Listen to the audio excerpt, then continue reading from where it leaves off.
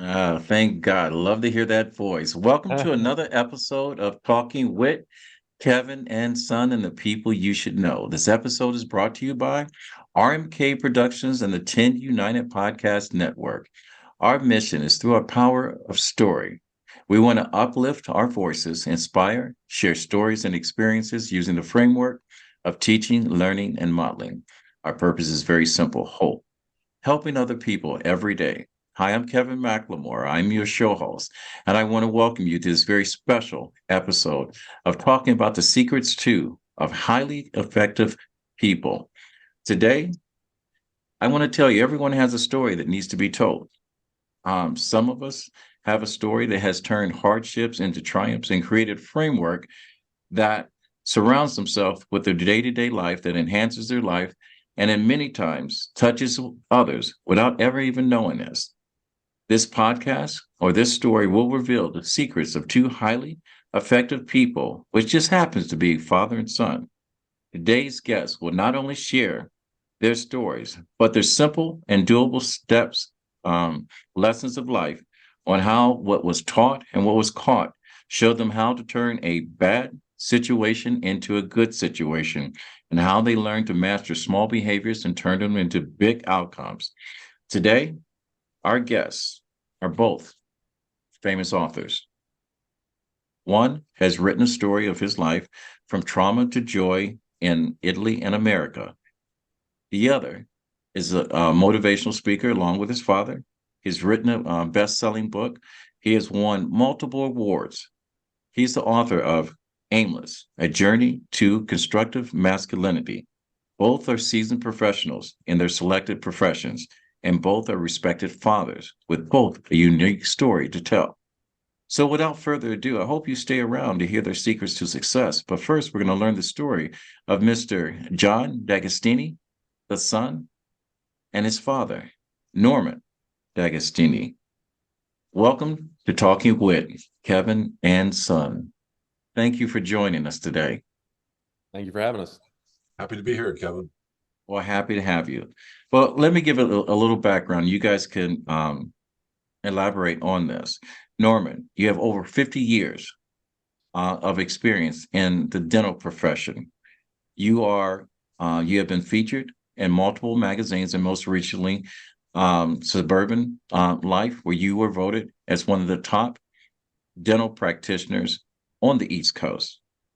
You live a hell of a life, a wonderful life, a dream life, but your story has not always been roses. Sometimes we turn to soil, and sometimes all we get is dirt. But for some reason, you've been able, with your story, is to turn that story around. And you've not only harvested a beautiful field of multiple things that have grown, but you've also grown within yourself. You're a standout athlete at Villanova. Your son was a standout athlete at University of Penn. He's also an author. He is a father of two and a husband of a beautiful wife, Marissa, and son and daughter and son, Tommy and Bella. I believe I got both of those right. Um, Son currently lives in Minnesota. I think it's cold there. He's got the north wind blowing on us today. Trees are dancing around, but both are very successful people. I am so happy to have you.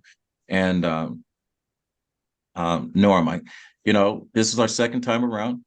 You know, I will tell you, and to our listening audience, sometimes there's light when there's darkness, so we have to find humor. Last time we did this, I forgot to record it. Had a beautiful interview. I started out with the interview, and I wanted to take Norm back a little bit. And I asked Norm this question, but I'm phrasing it a little different today. If you were standing on the water's edge of a beautiful beach, and you were writing a note to put in a bottle to share with not only your son, but with your daughter-in-law, Marissa, and with your two grandchildren. And by the time this note gets to John, it's probably 3 or 4. But right now, Bella and Tommy are in the story now. And this is 5 years after you have moved on from this life to the next life. And the bottle will be washed ashore and your son will receive it.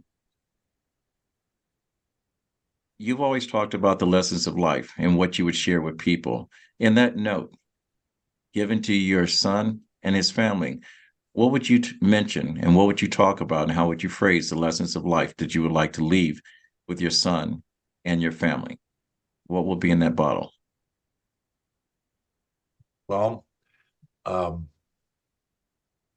I mean, when a question like that, sure, uh, people may want to know something that I have not said before.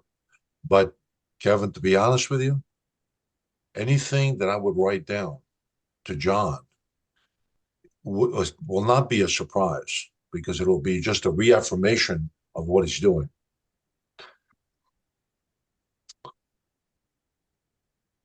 There is no one word, and I mean, we always look for answers as to what I need to do. We're so geared towards, I need to get this, I need to eat this, I need to do something specific, something I can read about, or a keyword, a key phrase. But really, when you talk about philosophy and attitude and what your legacy is in life, it's more than just one word. It's something you create. It takes years to develop. It's something, there's a feeling, an eternal feeling. And I like to believe that what I see right now in terms of his behavior in life is really pretty much what I tried to convey. I never told John how to live. I never told John what to do. I left him be his own man. And right now, even when things were bad and a bad decision was made or a mistake was made, it was on him. So I gave him response. I let him feel responsibility. I let him feel happiness. And most of all, I let him feel um, the the feeling that you're loved. Now, I can't put that in on an envelope, but I would just say continue doing what you're doing. You're on the right path. And to me, that just that alone gives you great comfort. So my note to him would be very short, even though I was a little verbose in describing all this, but it kind of really describes the simplicity of attitude in life. If you follow that, everything else kind of falls in. We tend to go back and forth from east, west, north, south. But sometimes if you have this core belief and to follow your heart and follow what you feel is good, the rest could just fall into place. That's my answer. John, I'm watching you, and you're looking at your father, as your father says these words to you in this life, knowing that one day you're going to play this back and you're going to be sharing with this conversation with your family. And remember this: how are you feeling right now when you hear your father speak these words? Oh, well, it is an affirmation because he has told me these things before, and it's always very well received, obviously. And I like the pose of the question if I'm on a beach with the family and a bottle washes up, especially if it's riding the wind. And my wife knows and my kids know that um, in Minnesota, we have very harsh weather. And when he's come to visit us, and we're so blessed to have him, the weather is quite harsh and the wind is blowing. And he would always say, I love the wind. And so my wife and my kids know anytime the wind is howling, they say, oh, no-no's here. So if a bottle happened to wash up on the shore 5 years from his departure, it would be very fitting and very romantic in a way. And it almost wouldn't even matter what was in the bottle. His words have stuck with me over time. He could have written anything. And it really, the scene is really powerful. So yeah, it's a good feeling. Well, believe it or not, I'm actually living, and as much when you do interviews, the podcast is not supposed to be about you, but I'm living through you and your father now because I never got a chance to have this conversation in depth with my dad. My father only said he loved me a week before he passed away, and I lived a whole life before he did that. So I am moved every single time your father talks about you with me. I spend a lot of time with your dad, but I want to go back to Norm. You've written a book called The Triumphs of Joy in Italy and America. Now, I've read both of your books. Now, Norman, your book describes a hardship of a tough relationship with your father. And I know if I've asked uh, your father to put a note in a bottle and it washed ashore, I think the conversation will be much different. And I think the message would be received. If you don't mind, tell us a little bit and tell our listeners a little bit about your book and your story and how you came to be the man that you are today. Because you definitely, from the description in your book, you didn't have a blueprint to be the man that you are right now. So tell us about the relationship between you and your dad. Well, my relationship with my father was certainly uh, not the same planet or galaxy as with that I have with my son. And the father-son relationship, uh, it was something growing up. As we look back at relationships as adults, but when you're going through this, you're a child. So I had to become uh, maybe mature is the or seasoned, whatever, very early in life. So when you are see harsh things, and I did see harsh things, you there's something that begins to crystallize internally that you I don't know if you want to call it a backbone, I don't know if you're tolerance, resilience, whatever it is, but you have to become strong inside to um, to be able to withstand whatever you're seeing. And I did see a lot of bad things. I felt a lot of bad things. And so I felt as though something was occurring internally as I was growing up, seeing all the things that I saw. And I'm sure I'm not the only one, but then anybody who's been through harsh situations will know how critical it is to develop a sense of toughness, but it's personal. You people can talk to you, you can, but it doesn't work. It has to come from within. You have to dig down. And for me, that's what I did. I spent a lot of time alone. We had a lot of situations that didn't make sense, where you had time to reflect on situations that didn't. It just didn't make sense. It was very abnormal, so to speak, to for me to be unlike. I was not like everybody else. Everybody else did normal things. For me, everything was abnormal. But along the way, I also saw goodness, not in him, but in goodness in life. So consequently, I had to maintain this harshness and this sense of armor that I needed to develop, but also a sense of there's a heart, there's to be able to still feel. So he taught me a lesson, and the lesson is that don't be like him. Just don't repeat. Don't you can't do this to other human beings. So to me, he gave me a lesson, unbeknownst that I really never wanted to be like him. He was not a loving man, and so I felt that gave me the impetus early on.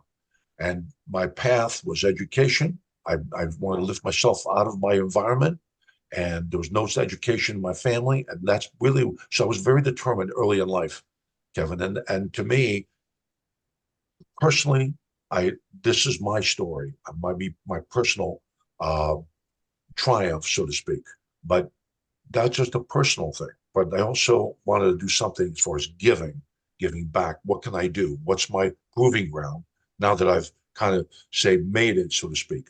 First achiever, and I think that's when that's we're talking about my relationship with my son, and that's when I kind of started giving and started feeling more outside myself and my triumph. I don't want to take up too much time, but No, uh, you I can take think up your time. You yeah, can take yeah, up your time. okay. But John kind of knows this. He's seen it. He's felt it, uh, and I don't think he's ever felt what I felt growing up. But he's felt other negative things.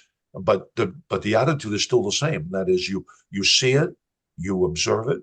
You have to live in the midst of it, but you have to find a find a way to elevate yourself from this environment and don't let it affect you. You have to find a way, no matter what, no ifs, or buts. Well, and the reason why I asked this because you've shared with me some intimate details of your past, and I thought I grew up hard. My life was easy compared to yours. My father never beat me. He never tortured me or left me out. I grew up poor. I hate to say it. You grew up poor than I did. You know, there was, you know, running water in my house and electricity. I didn't have to work the fields like you did when you came up. But it's hard for most of us to have an example in our household of what a man should be, and we all follow this man code. And I'm going to probably ask your son about this man code of this false metric of what a man should be. But you know, I'm actually surprised that you overcame when you talk about trauma. You know, did your father beat you or mistreat you and say he loved you afterwards? Or did he ever say he loved you? The answer is no. There's no, there was, I don't remember a incidents where there was a sense of, okay, he was bad here, but he makes up for it here. Um, he was just, uh, the word evil is used today, but I felt in my world, he was the overriding force. The force was not of goodness. My mother was a good person. I had a brother and sister. Both, everyone's passed away, and we're all affected by this. So to me, I like to generalize and just say, see, when you affect someone's life in a negative way, to me, it's the ultimate sin. You know, and to me, that is uh, something that's the cards that I was dealt with. I mean, I had no control over this early on. I mean, when I was a kid, you just see things. You see things happen, you feel things happening to you, you see things happening to your loved ones, and you can't do anything about it. So you have to observe and witness and feel not what just happens to you, but happens to everyone around you. So it's an overwhelming scenario of just harshness and just you're beaten up physically, psychologically, emotionally, familially, it's in every level, and I just was had this determination to just um, well, it's there has to be uh, an internal force that That's okay. It's tough for us men to have this conversation, yeah, especially amongst other men, and it's equally as hard as having these conversations with your own son. You know, John, I'm going to direct this while Norm gathers himself to you. I know that before Norm's book was published, From Trauma to Joy in Italy and America, you had an opportunity to read his book. There were probably some conversations or some experiences your father had shared with the rest of the world, but you had not been privy to. Can you give us uh, a little bit of how this book affected you and what you learned about your father versus, you know, we're all taught something and then we either catch it and bring it on. But your father seems to, with your relationship and what I know from the two of you, he's done a 360 for the better. Turn the pages back from your father's book to the conversation we're having right now and explain to us how you felt, how you react, and how you view your father now. Um, well, the book, when we talked about it and we coordinated its production, um, you know, he said, you know, John, there's going to be a lot of harsh, hard stories. Who's going to want to read it? And I was very quick to say, well, I will, and my children will, and their children will. And it's a piece of family history and um, kind of a familial or identity context. So, you know, life isn't a rainbow ride with puppies and cupcakes all the time. It can be really harsh, and you need people who are willing to be the tip of the spear and do hard things. So, which he did. So when I got the book and I read it, some gaps were closed and some more pieces to his life were kind of filled in. But overall, my overwhelming emotion was just gratitude. I was so grateful that we had it, that I could hold on to it. I could touch a piece of him whenever I wanted, whether he was with me or not. And the same with my kids. And in that way, it just became and it continues to be a very special heirloom, keepsake, and a portrait in many ways of him. And I cherish it. Hey, John, and I know I touched upon something that within your father, and I feel it too, especially when I hear you talk um, about your father, and you talk very fondly of your father and the life that you've had with your father. But you've also written a book called Aimless: A Journey to Constructive Masculinity. You know, what's going on right now is that most people will look at the fact that both uh, Norman and myself have been moved by this conversation. And men are not supposed to have emotions. If we show us any signs of connecting with our heart, it's a sign of weakness. Um, and we carry that on, that burden, that load, that cross on to our children. We pass it on because there's a conversation of what men are supposed to be about. And I know your book is tearing down that wall. If you don't mind, of talking about, you know, our suffering, does it make us stronger? Or expressing our feelings, is it a sign of weakness? Turn the page of your book, Aimless: A Journey to Constructive Masculinity. Ladies and gentlemen, talking to John D'Agostini, an award-winning author, public speaker, and his father, Norman D'Agostini, um, top dental professional here on the East Coast, paid public speaker, good friend, father, grandfather, and by far one of the most genuine people that I've ever met in my life. Um, Break down emotions and the myth of what a man is supposed to be. Well, you use a lot of really relevant terminology, especially carrying the cross. If men look at emotional stoicism or emotional suppression as a cross, then that's a good place to start. That's not necessarily a cross. A cross is there to embody the truth, good, and beauty that comes at a cost.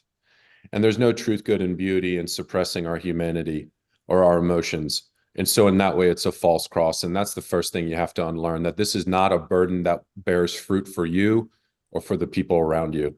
It is only meant to take from you and issue in more darkness into your life. So that's the first thing we want to start with. And then to sub that out and to add in the truth, good, and beauty of a cross, which is essentially a weight or a responsibility that is both painful, difficult, and maybe not necessarily something you've asked for. And to carry that for a distance at personal sacrifice for the betterment of yourself and for the people around you and for people at large. So if we're going to remove a false cross, which is emotional stoicism and suppression, and introduce emotional vulnerability, awareness, and transferability, the ability to know how we're feeling and to share it with other people. Now we're talking about the foundation for connection, and in connection, there lies true strength, connection with ourself, connection with each other, and connection with the higher power. So to suppress that is not strength at all. And then again, all this is done through the false belief that cutting yourself off from yourself, from others, and from a higher power is strength. And it is decidedly not. It causes isolation, and negative behavior, destructive relationships. It's a way to prevent men from becoming men with a capital M. And it's a way to keep them small and insecure, and in a scarcity mentality where we fight for success and we don't share it with others, thereby creating actual scarcity. And it's just a gigantic lie. And so that's what the book is about. It's about opening us up, not so that we hold hands and together and we're singing Kumbaya around a fire. You can do that if you want, but it's really about removing these barriers that prevent connection, specifically with ourselves, and intergenerational, interpersonal, male to male connection, so that men of different ages, a 76, and Kevin, I'm not sure how old you are. You look like you're 40, and I'm I'm going to 39. take that. I'm not going to confess today. Okay, that's fine. So omission, the I'm very good. 65. So we have 77, 65, and 39. Why can't men of these ages get together and share wisdom? Why can't we share distress? Why can't we share celebration? Because of false beliefs. To me, that's just useless. It's garbage. So the book is about creating the bridges between these generations so that we can grow and prosper. Yeah. So the question, I mean, I know with my father and with his father, I think when you ask why don't we do this, I think a lot of it is fear. We're afraid of being labeled or judged. I know that, you know, I've shared, I think with your father, you know, I've had a great career as an athlete. My father only shook my hand, never put his arm around me, never told me how proud he was of me. Um, but after his death, everyone said all he did was ever talk about me. So I think that how your father over came the lessons that he was taught, because I can almost guarantee you that your father didn't beat you, he didn't abuse you, he didn't provide you of your daily needs and whatever. And I'm pretty sure that your father has told you multiple times, and he said it here, that he loved you. And I'm sure that the lessons that you've been taught, you're passing on to your young children right now, as well as your wife. Uh, Norm, I'm still proud of you that you escaped um, your trauma and you left it behind. Um, Listen to your son at 39 years of age. You know, looking at his life and his successes and his accomplishments, and looking at him as a man.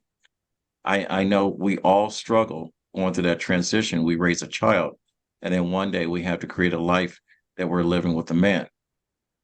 I mentioned earlier, standout athlete at the University of Pennsylvania, but he's also, and I want to say thank you ahead of time for your service, John. He also had to say goodbye to you at one time, Norman. And I think he came home and told you he had joined the military service. Am I correct? Correct. Yes. How did you receive that conversation of having your child go off into a world that the world may not return your son in the same way that he left you? How did you handle that?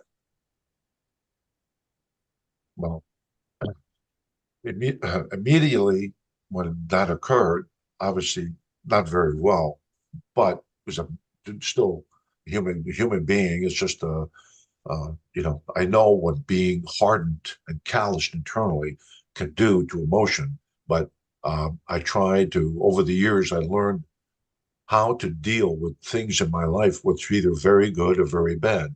So when you go through a life of dealing with things that are very bad, you come up with a certain, I would say, a style. I mean, there's no forethought unless you just react that way. So naturally, I had to deal with the fact that what I had, um, what I put my efforts into as far as a parent and my whole life.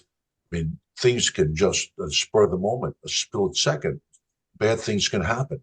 So, in a military sense, it's almost it's not perfect, but it's conducive for loss of life and loss of sons and daughters. So naturally, I felt that I didn't want to lose that with my son, but I also know that I also cannot stand in the way, uh, excuse me, in his way. Uh, so you give somebody a license. I mean, you can't just protect them. So I try to protect our children, but as they got older, I had to be less protective, and I had to have faith and confidence in his decision making. And that was really, I went the same with my daughter, same with my son. Decisions you make are on you. I will not make your decision for you. So he made a decision to do that, and I felt that I'm not. I would be doing a disservice by trying to protect him in that environment, even though it could be tremendously hurtful, it'd be catastrophic in my world. So you go through this situation. So I know that you lose people around you. I lost my mother early on, and I certainly know what loss of people you love, what it felt like. But I will not. I felt John was responsible enough, and he was man enough to do things on his own. So that's really my thought. But it was not pleasant initially, believe me. And um, so I'm not. I don't want to over describe my relation, but it's something you don't forget because you start thinking the worst case scenario early on, and then I see that, I have complete confidence in him. He'll always do the right thing. And that's basically how I look at him. Uh, John, I know listening to your father saying this, and I know you probably you may recall it different, but I know your father gave you a letter. Do you remember what your father wrote to you before you went and served our country? Well, he gave me more than one. And it always, all of my dad's letters are synonyms in a way of a larger message, but it was always take the high road and lead from the front, do the hard thing. Um, it was a time where I really needed to serve. The family had split, and I had lost a great deal of identity.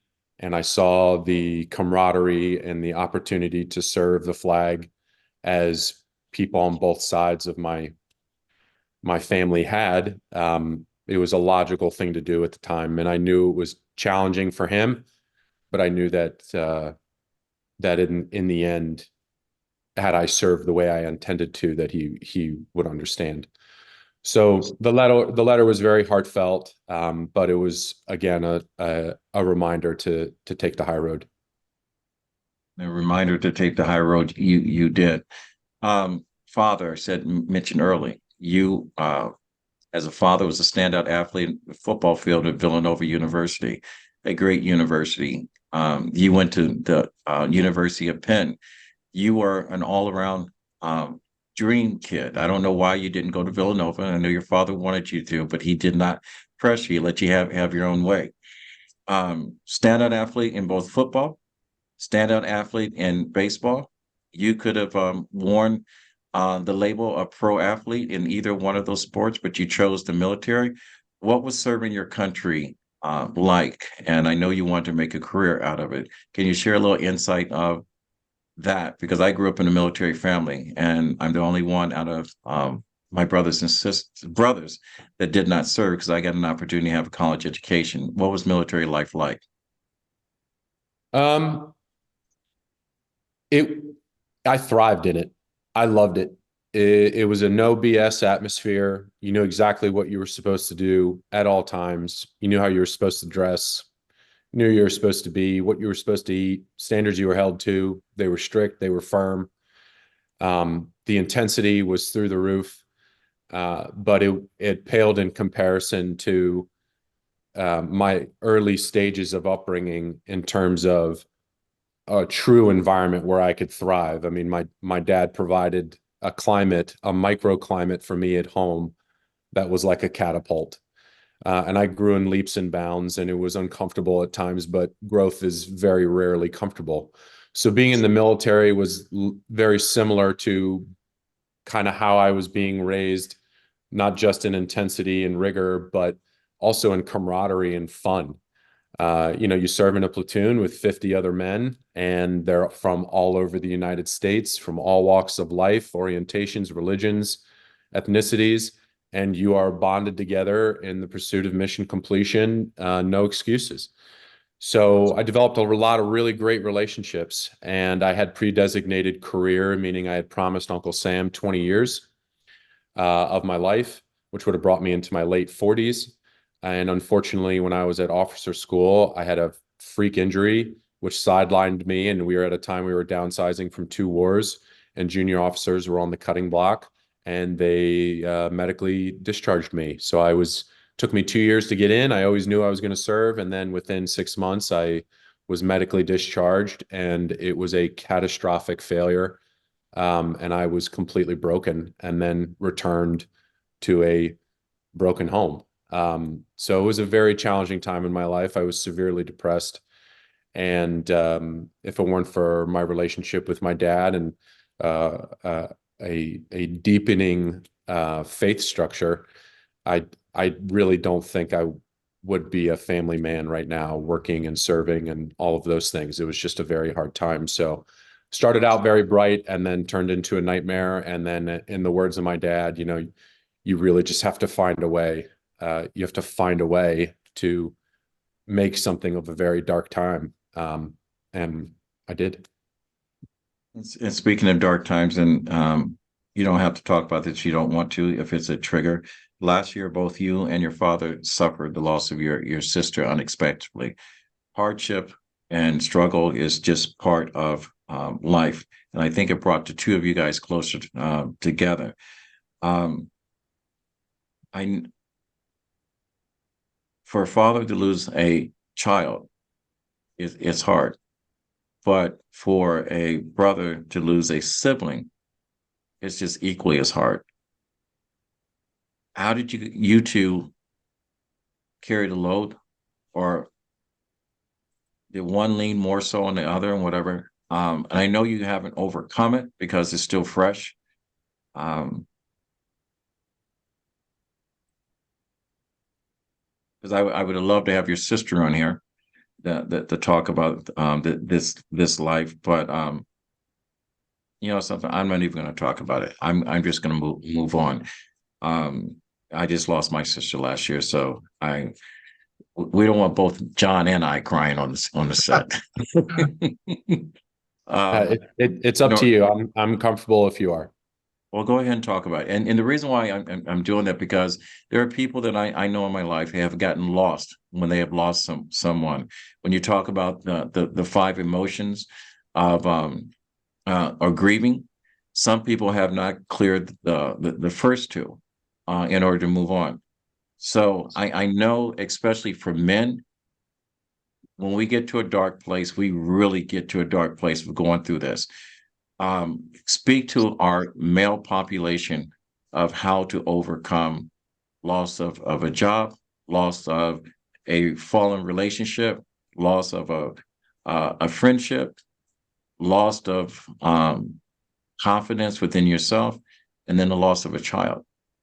John, I'm going to turn that over to you. How do we do this as men?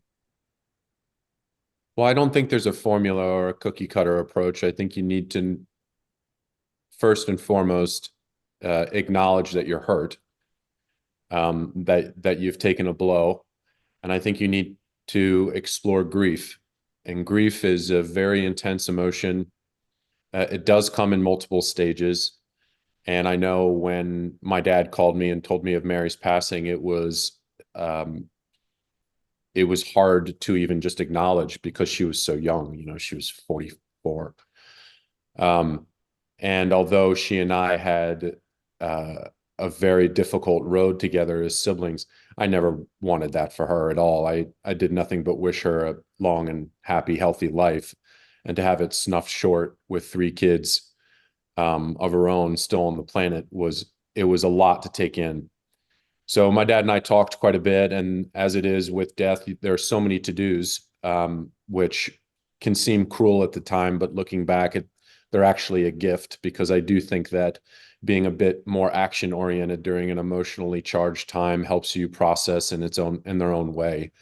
So we had to do a lot of planning and co-planning.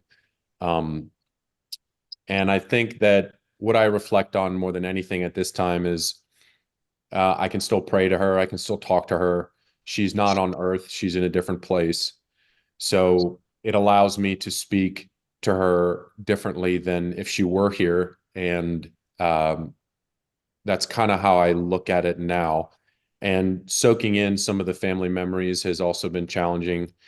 And my dad and I call each other every now and again, just going something along the lines of, today's just a very intense day. There's a lot being unpacked, that I'm not intentionally unpacking. It's just coming to the surface, and you got to deal with it, and you got to get right down to the bottom of it that day and in that moment.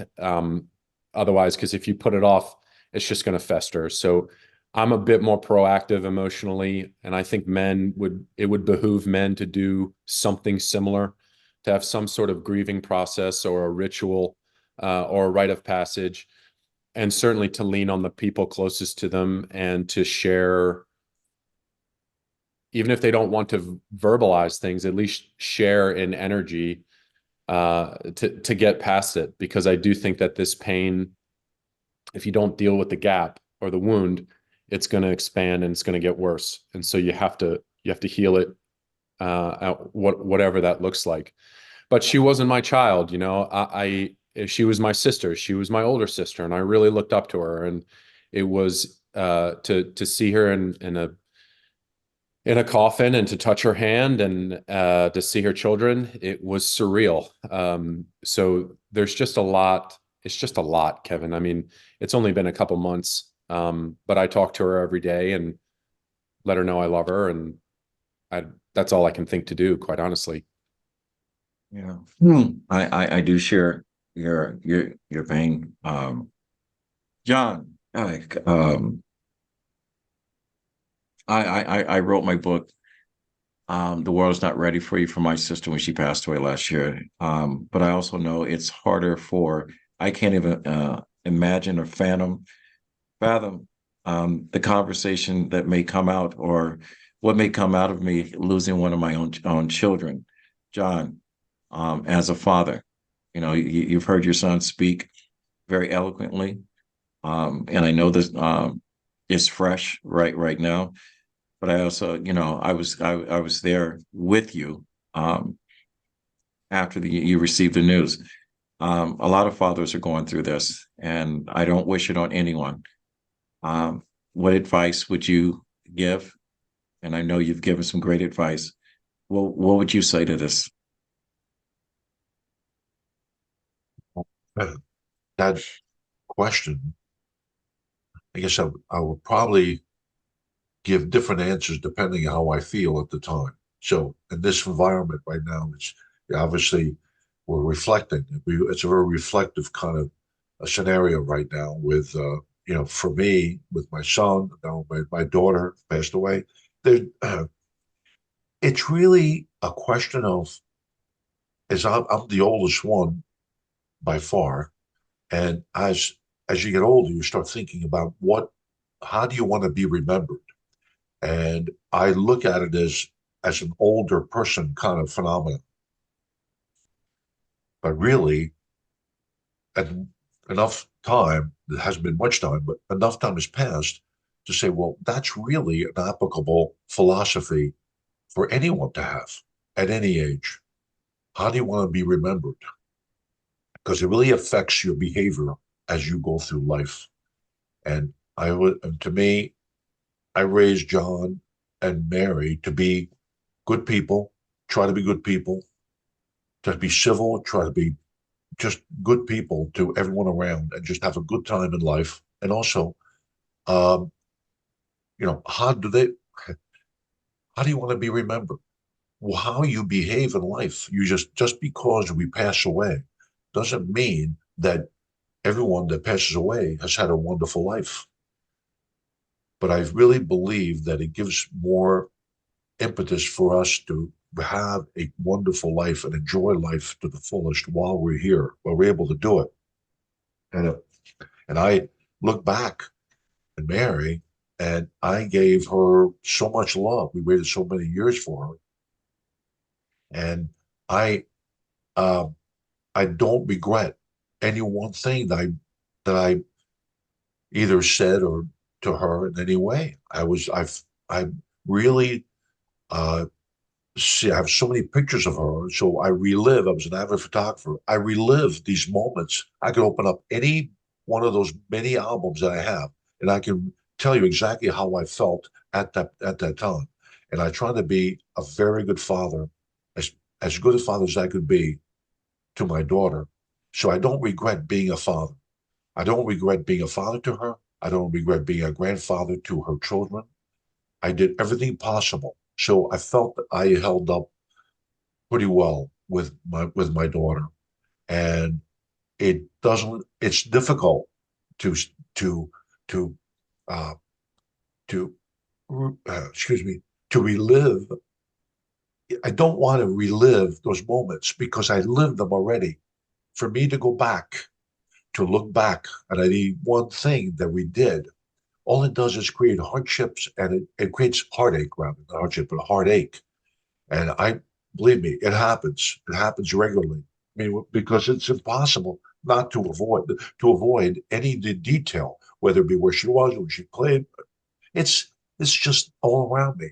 But Kevin, I know we mentioned this before, and that is, I always try to look forward.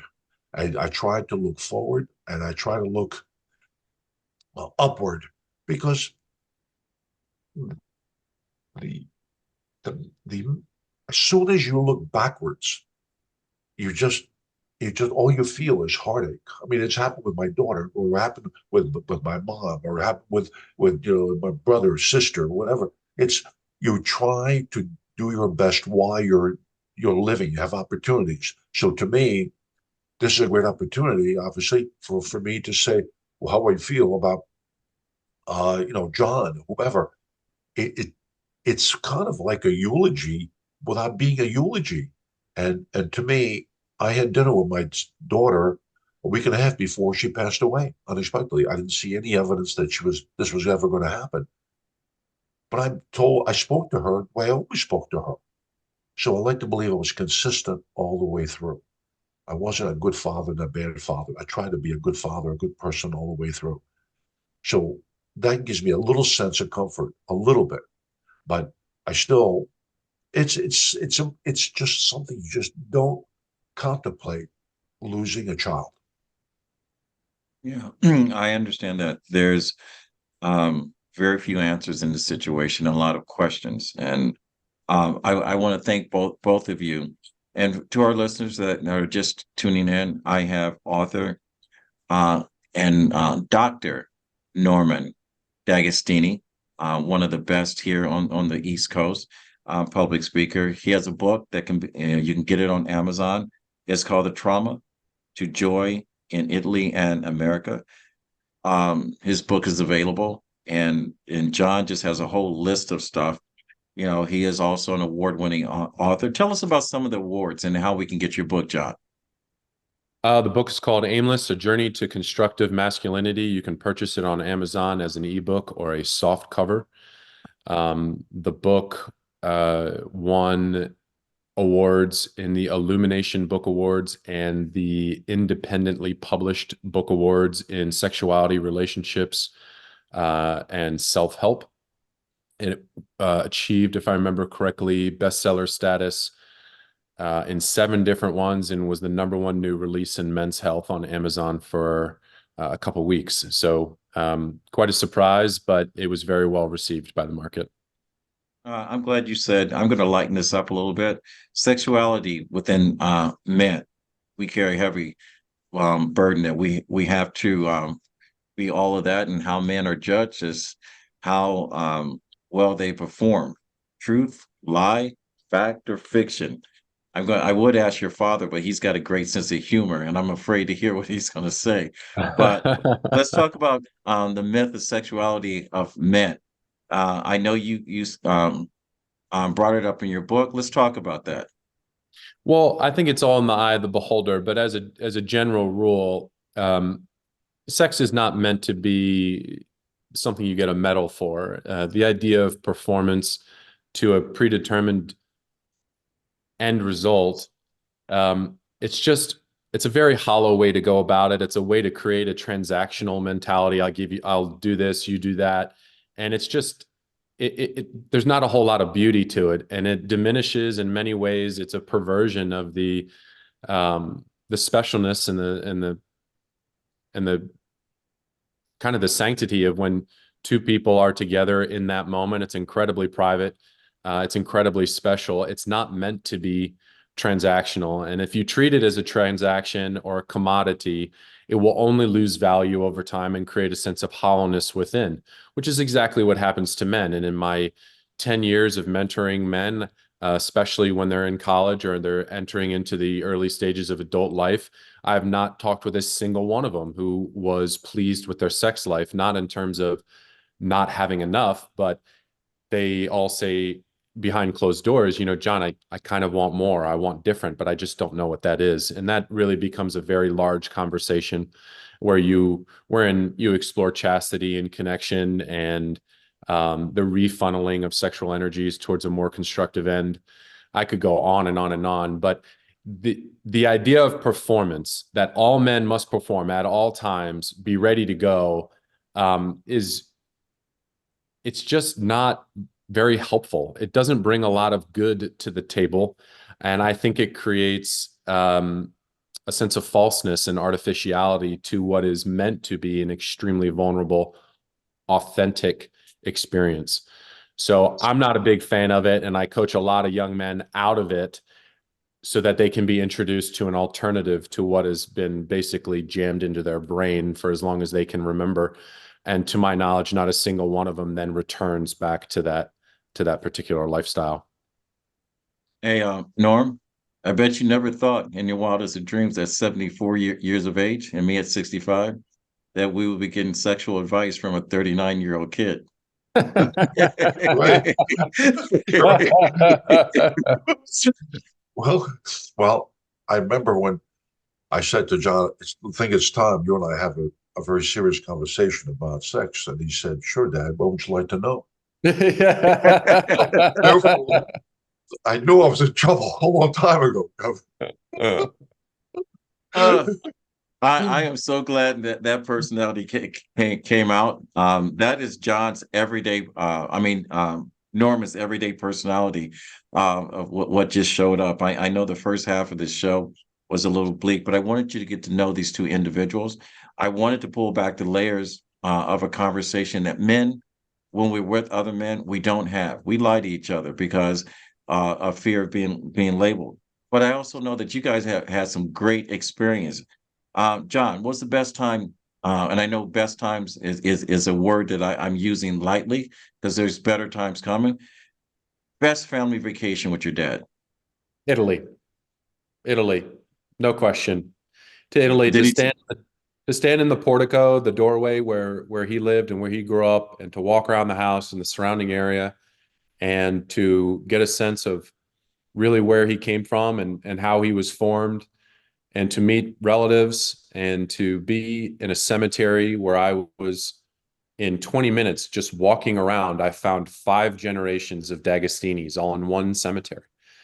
To get that sort of context for my relationship with my father, and also my own identity, my own genealogy, it was so powerful. And it's where I took my wife on our honeymoon, and it's where I intend to take my children when they're old enough to jump across the pond. So very, very special. Easy answer: Italy, Frosinone. Norman, Yes. best time with John, not your grandkids, not your daughter-in-law. Best time with John. Uh, my gut feel is right now. Yeah. Boy, that wasn't the answer I was looking for. I was hoping to get more. Well, Oh, there's plenty. I've heard that before. I've heard that before. No, actually, actually.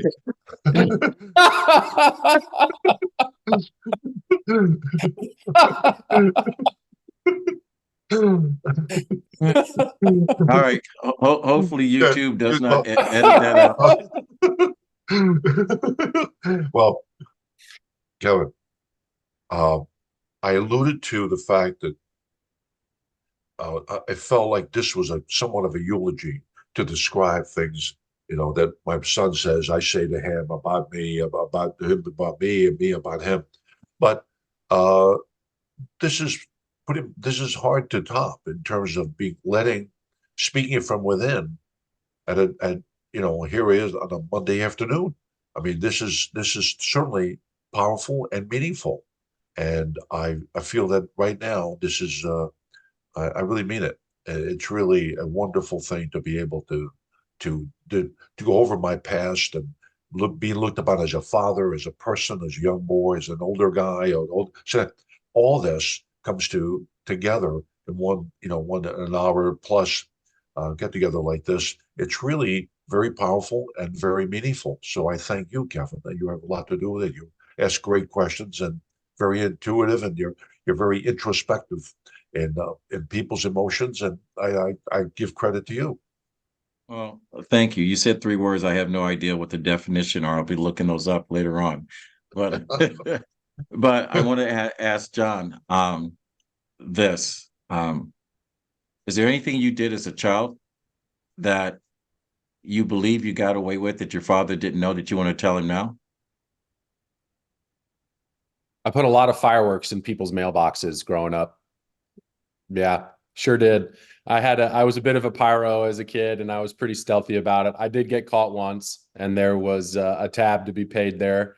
Um, but it was a very straightforward conversation. I never did it again, but I did a lot of fireworks as a kid, but that was about it. Overall, I was a pretty compliant kid for the most part. All right. Norm, I'm going to ask you this. There's got to be some good times as a kid, even though you grew up hard. Anything deviant you did as a child for fun that you got away with?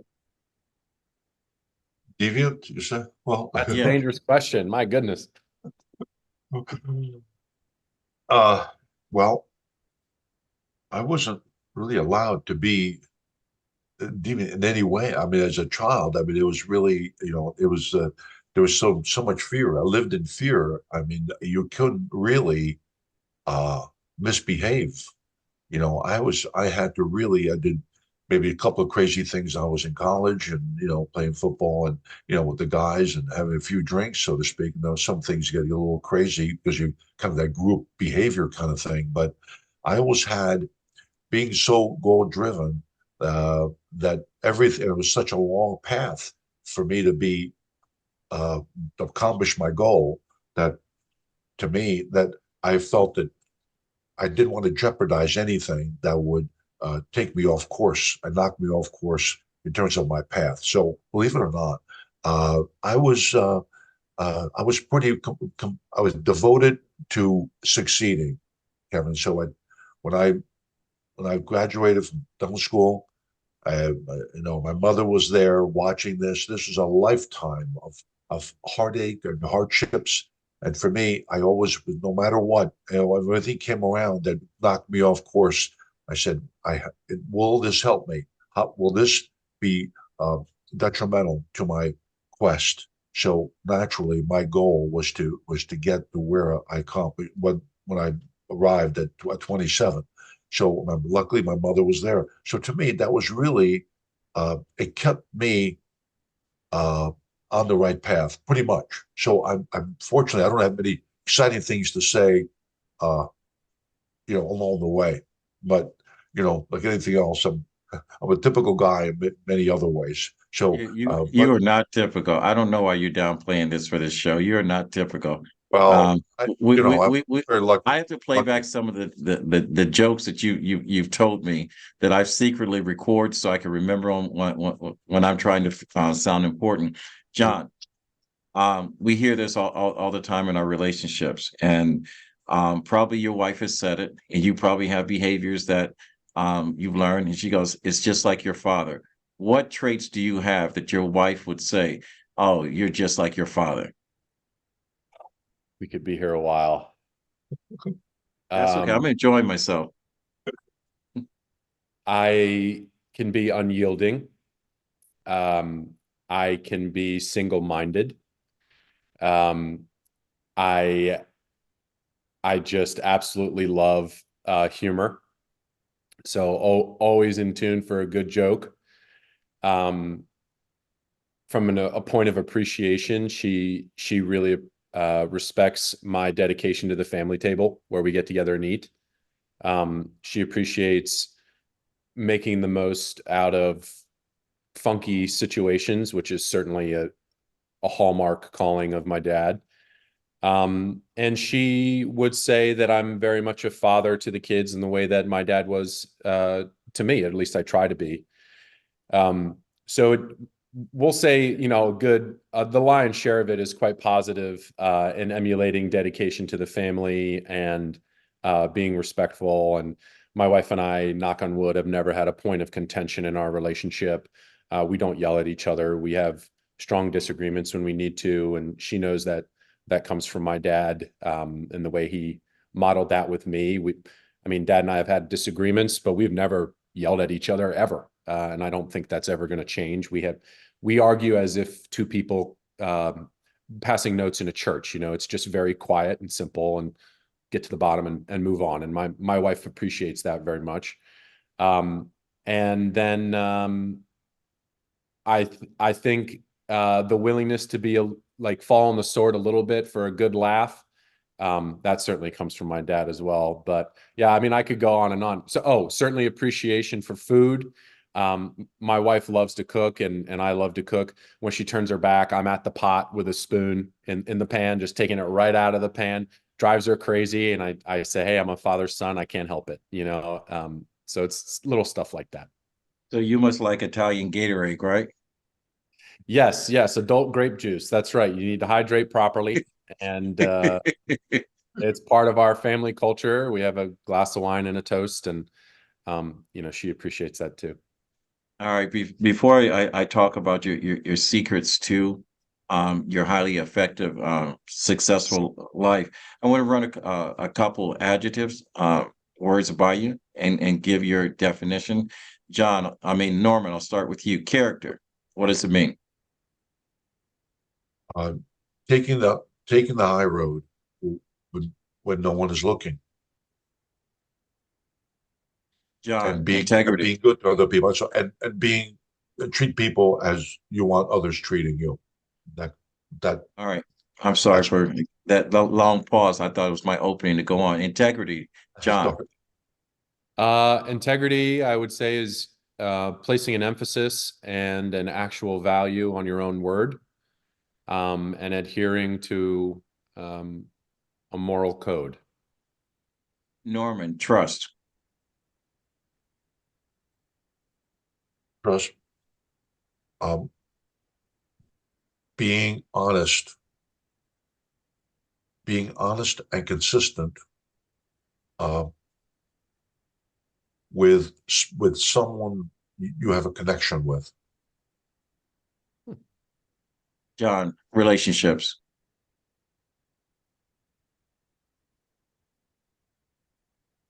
A connection through which you can share yourself and receive another in a constructive way. Norman. Describe success.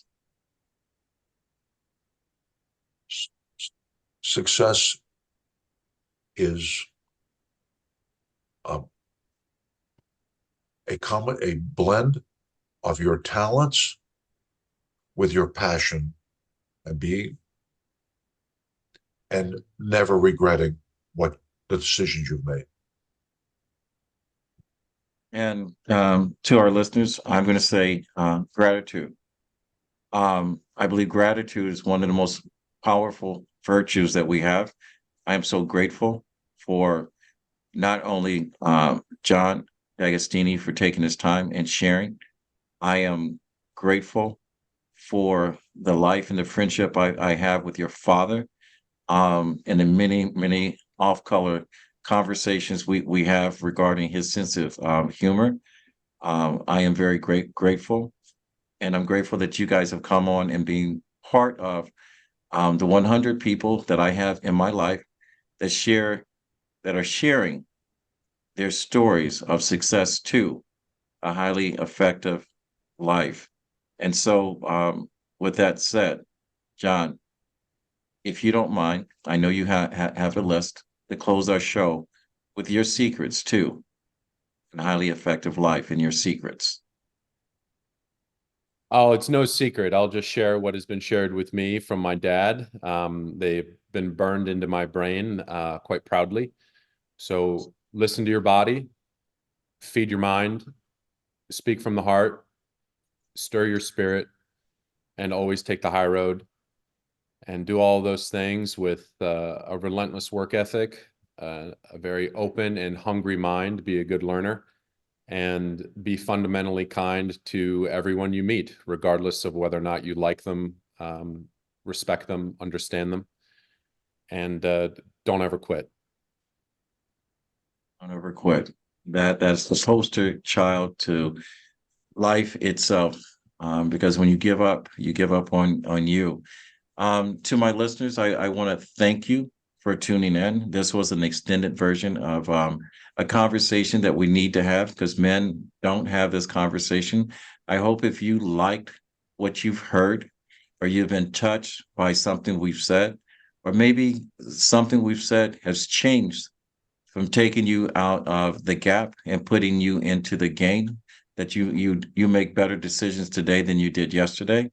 I hope you would follow us on our YouTube page, RMK Productions and Network, and subscribe if you're a person of high call to action. And if you want to be a guest on the show, go to info at RMK Productions with an S.org and fill out the information. We'd love to have you, your father, your son, daughters, and fathers, or whatever the case may be.